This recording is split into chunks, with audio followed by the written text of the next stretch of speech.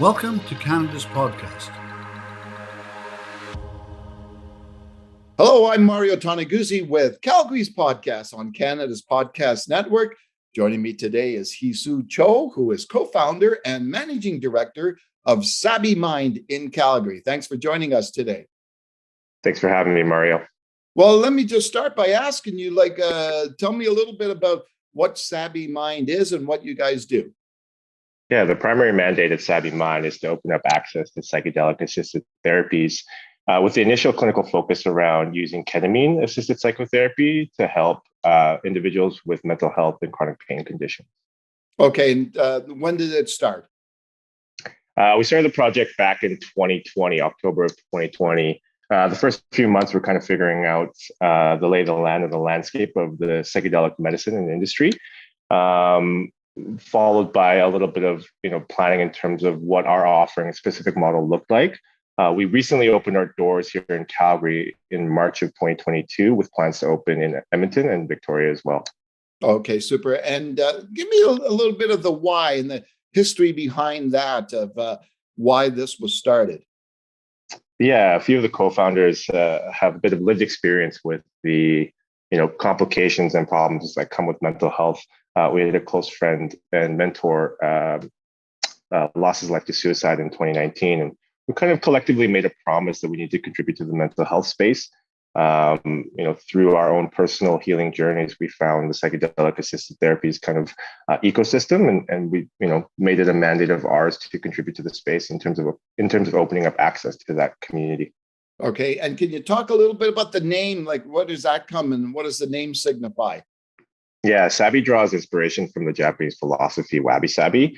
There's a few principles that we've incorporated into our own philosophy. One of them being finding beauty in imperfection. But I think the one that resonates the most is that Savvy personified is the artful mending of damage. And what we look to do for mental health conditions as well as chronic pain is take the time to support the individual through their own mending process. And through that process, hopefully they find the inherent beauty in the journeys that individuals go through and the struggles that, we all face day to day. Okay, Hisu, can you talk a little bit about just exactly what you're offering in terms of somebody that walks in your door? Yeah, we have a pretty unique wraparound care model that involves a multidisciplinary team of healthcare professionals. On the front lines, we have physicians, we have a psychiatrist and anesthesiologist that take part in the intake process, as well as are part of the patient's journey throughout the entire kind of treatment program. We also have a few psychotherapists that come in the form of psychologists and social workers, as well as registered nurses. They all kind of contribute to the individual's program at different parts. The program is broken down into three categories. There's a preparation, discovery, and integration phase.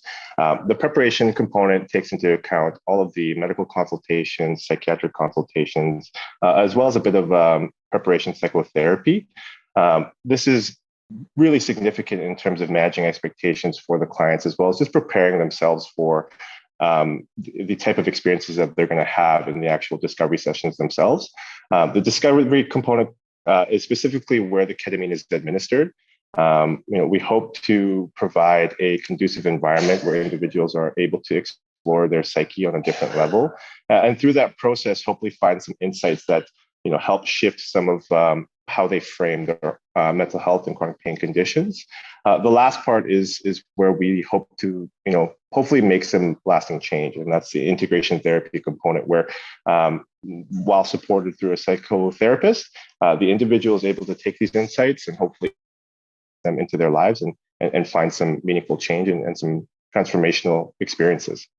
So again, maybe walk me through this. So what an individual takes, what's that called? Ketamine. So ketamine is a general anesthetic that's been used in the OR and ER for many, many years now. What they've found through not only the practice, but the significant science and publications is that ketamine has immediate antidepressant effects that can last anywhere from 2 to 4 weeks from a biomedical type of interaction that happens in the body. Now, we're leveraging that interaction specifically in a psychotherapeutic model to hopefully boost some of those benefits, as well as explore what some of these individuals may find in those ketamine sessions. And what exactly is it? Maybe you describe it so I get a Sure. picture. And where's it sourced? Yeah. So it's a disassociative by nature. Obviously, there are some anesthetic qualities to it as well. But the dosing levels that we're playing with and introducing to clients is a level where we're allowing the individuals to maybe explore their inner consciousness a little more. Everything that we provide in the clinic is to allow the individuals to go inward. And the ketamine is stored in a safe, in a vault. It is stored on site in a medically approved fashion. Ketamine is available through all pharmacies. It's used in hospital settings. It's used in other clinics as well. The way we're using it is considered off-label. But we're seeing a significant opportunity with ketamine kind of laying the foundation for the other psychedelic medicines that will eventually become unilaterally available through the medical framework. We're seeing a big movement with MDMA in the United States, and obviously there's been a few exemptions for psilocybin access here in Canada as well. And so we're essentially laying the groundwork. I think if we're forward looking a little bit, there's an opportunity to use different tools for different situations. As you and I both know, mental health care is not a one size fits all model. And so what we're looking to do is create a bit of a foundation and a community and an understanding of individuals that there are these novel treatments that have shown efficacy, and just to create a dialogue and increase access as well. Yeah, and that, there's also things like mushrooms out there, like and I've done a number of stories and interviews on that as well. Do you think at this time this whole field of psychedelics is growing? Yeah, I think psychedelics has deep roots when it comes to just the history of humanity. I think if you look at many indigenous cultures, there's recorded history of practices just with plant-based medicines. I think the reason why we're seeing a shift for innovative treatments, not only in the psychedelic space, but just through other avenues and channels for mental health, is that one, we need more potential solutions in the system.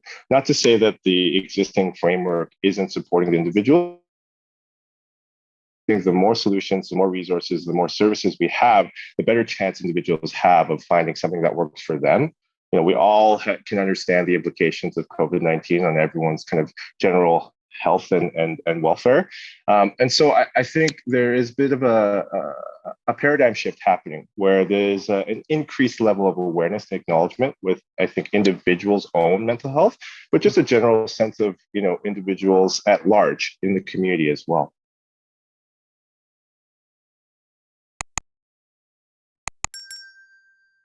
Now we know that setting up a business can be a chore, a difficult task for people who haven't done it before. Where did you find help, resources, inspiration to actually start a new business? It's been a journey, Mario. It's been a journey, and the kind of mantra that keeps coming back is that it takes a village. And it's taken a community that has been so supportive, and we're so humbled and blessed by everyone's kind of not only engagement with what we're doing, but their willingness to just support. And I think early days when this was just an idea and something that we were talking about, in the office, we weren't sure. We weren't sure what the community was going to say. We weren't sure if they were ready to kind of explore these types of innovative treatments. And what we found is that as soon as we started talking about it in our own personal networks, there was significant amount of curiosity. And I think that curiosity is what drives us to ensure that, we're always looking at how to tailor these types of services and to ensure that our practices are best in class. For me personally, I have a bit of an obsession with hyperfixation. Once I, find an affinity towards something, I dive full in. And so that first 6 months, 8 months was just about getting a download and doing a lot of research on, what was existing in the space, what had come before, what is working, and what does the future potentially look like in terms of opportunities. And through that process, obviously, we've met some very brilliant individuals in the space who have been so gracious with their time and resources. And, it's a never-ending process. I think the work in progress kind of mantra that exists in startup and entrepreneurial culture is validated through our lived experience. But at the end of the day, it's the people who drive this business through their one-on-one interactions with not only the clients and patients, but internally and within the community as well. Yeah. What do you like? What do you like about being an entrepreneur? Honestly, Mario, I don't like a lot of it. No, I'm kidding. It has its pros and cons. I think for me, even participating in podcasts like this is tough because I don't like being in the limelight. I think, if anything, the team deserves all the credit and they deserve to be, front facing. What I do thoroughly enjoy about the entrepreneurial spirit and community is that how supportive it is. I think there's this underlying recognition and respect that entrepreneurs have for one another because there is a lot of risk involved and individuals are taking a chance for something they believe in. And I think that demands an immense amount of respect. And so, through those types of interactions, I feel inspired. Every day I'm meeting someone new that's an entrepreneur in a different space. And, it is motivating to see other individuals kind of take the initiative and look to create something that is, meaningful to them, but hopefully meaningful to the people that they serve. Yeah.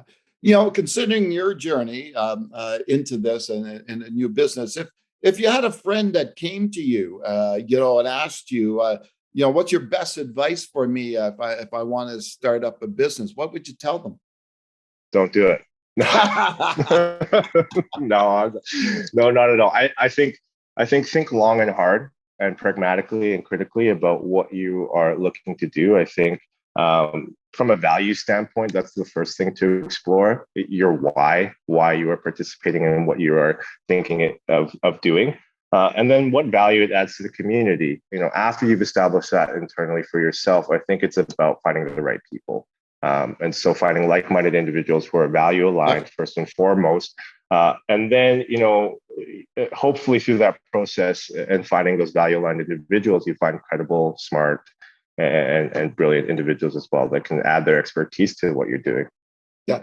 Over the time that you've been involved in this, and maybe even before that, have there been any business leaders, business owners, entrepreneurs that inspired you, that you kind of thought were good examples of what you can do?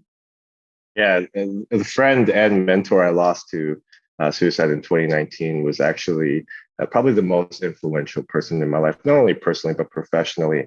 And something that he left with me is just this immense amount of care he had for the people around him, both professionally and personally, and how he was able to, use that level of care to ensure that people felt, one, safe and supported, but also, create a space for individuals to explore what they wanted out of life and the situations that they were in. And so I hold those lessons near and dear, and I hope that I am, filtering all of my decision making through that lens.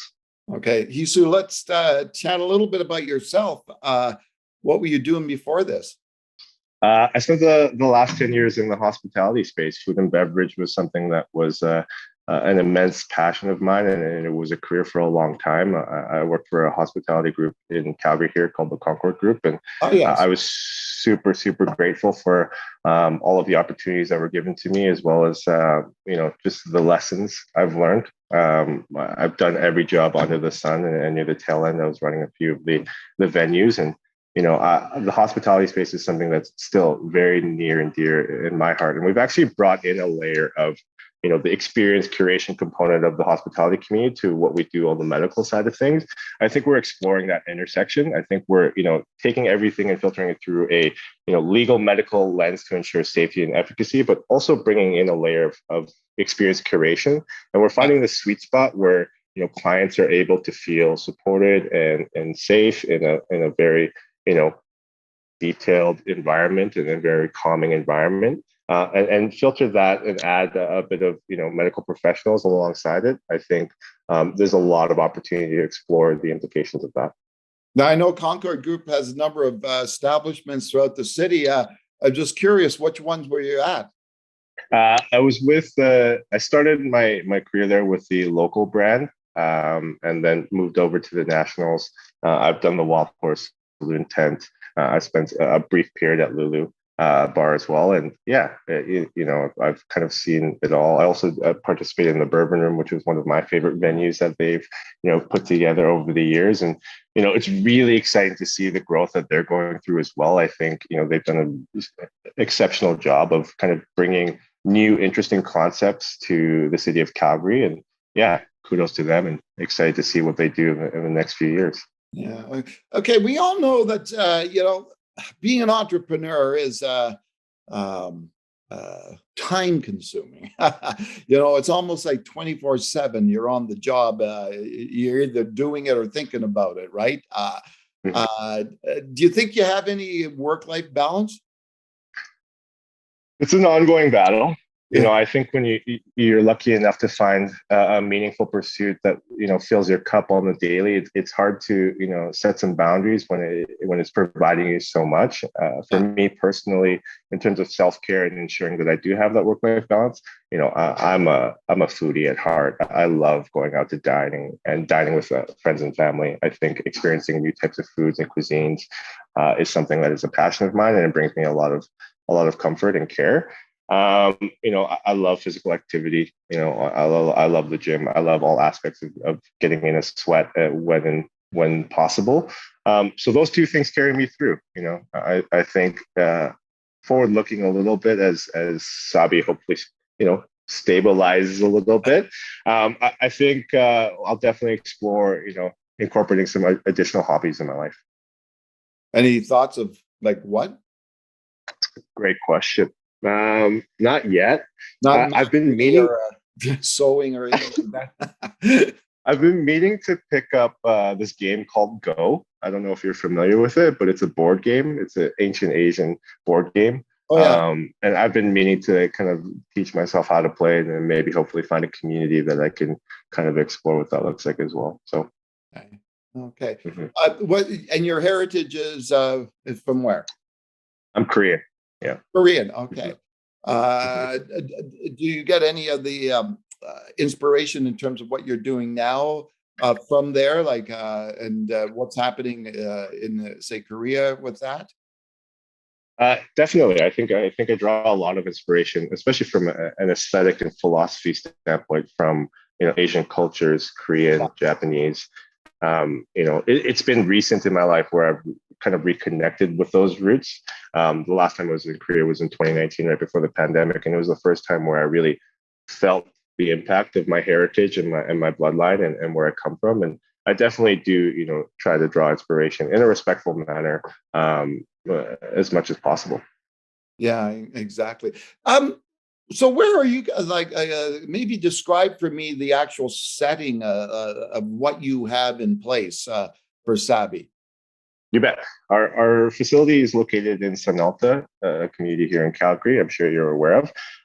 It's about 4,500 square foot purpose-built facility, 5 treatment rooms, a beautiful space, a lot of Asian influence in terms of the aesthetic, and a lot of use of neutral tones and color palettes, a lot of raw materials, all in an effort to hopefully provide a conducive environment that is grounding. And I think why we did that is a couple of reasons. I think psychedelic experiences can be quite bright and stimulating. We want to provide a physical space that was neutral, where individuals could kind of come back down the baseline, and also prep in a neutral state prior to these experiences. And so everything that we do at the clinic is geared towards that, a calming effect. Okay, super that. Well, Hisu, I really appreciate you taking the time to join us today. Mario, thank you so much for your time as well. All right, super. That was Hisu Cho, who is co-founder and managing director of Sabi Mind. I'm Mario Toneguzzi with Calgary's podcast on Canada's Podcast Network. Thanks for joining us today.